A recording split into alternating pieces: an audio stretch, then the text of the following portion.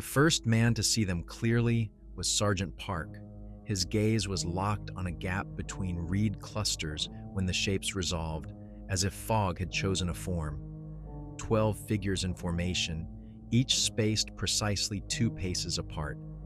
They were too far for faces, but their silhouettes were unmistakable. Helmets with old-fashioned brims, rifles slung low, bayonets fixed. Park's mind registered an impossibility before his training could reject it. The bayonets gleamed wet in moonlight, though no metal in the DMZ should have been polished for decades. The moonlight itself seemed to cling to them, reluctant to let go. Mercer, through his thermal scope, saw only voids. The men were colder than the air, colder than the marsh water around them, yet they moved as if on solid ground. Not a splash, not a ripple. Alden raised his field glasses, and for an instant, the air between the platoons shimmered, like the heat haze above a road on a summer day. Through it, he saw details that should not have been visible at this distance. Stitching in faded cloth, the faint outline of rank patches no army had worn in 20 years. Then the voices began, not shouting, not speaking to the Americans or ROKA troops at all, just a low, steady exchange of orders in a language that straddled 2 eras of Korean, phrases Alden would later find in an old ROK Army field manual from the 1950s. The sound didn't carry across the air so much as arrive in the ears, bypassing the space between. Kim's PRC-25 crackled to life on its own, the tuning knob unmoved.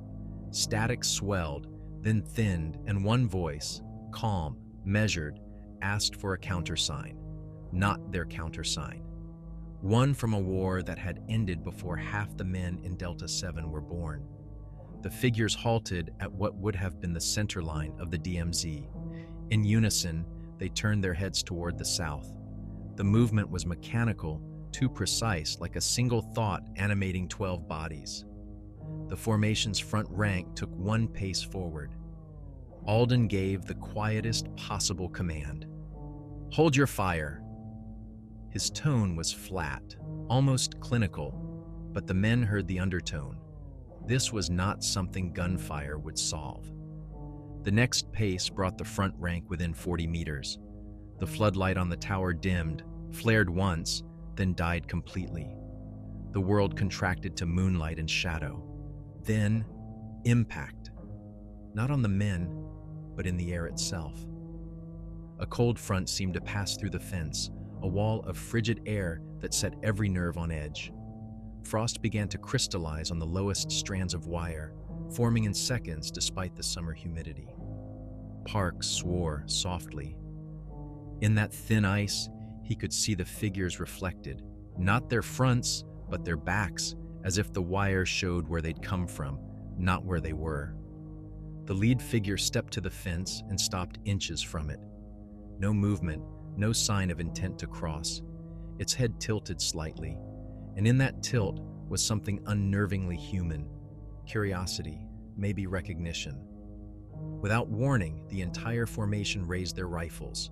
The motion was silent, the barrels held just below aiming height. On the radio, voices erupted all at once, not in panic, but in a layered chorus, calling out names, numbers, orders. Some of the call signs matched units disbanded in 1953. Others belonged to men still alive, asleep in barracks miles away. Mercer whispered, "Sir, they're reading our roster." Alden didn't answer. He was watching the lead figure's mouth. It was moving now, slow and deliberate, as if speaking directly to him. He couldn't hear the words, but in his head, a thought formed. Cold, certain, you are standing where we fell. In the next heartbeat, the front rank took 1 more pace forward. The fence did not stop them.